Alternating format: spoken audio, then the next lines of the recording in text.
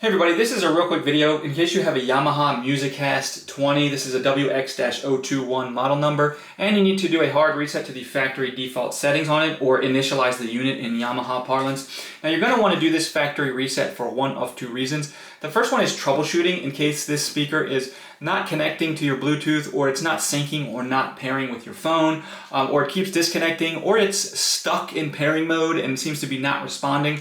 All of these things can very often be fixed with a factory reset. Now the second reason you might want to do this is if you're setting this up on something new, on a new network, new device, you can just wipe everything off of it so that you can get a fresh start like you're dealing with a brand new speaker. And it's really easy to do on this speaker. All we need to do is, with power to it, we're just going to come in and find this power connect button, and we're just going to press and hold it for at least 3 seconds, and basically just keep an eye on it and just keep holding it until the power indicator flashes twice. And then the unit will go into its initialization. Once it's done, you can go ahead and set it up like a new speaker. You'll need to repair it as a new device on your phone or whatever.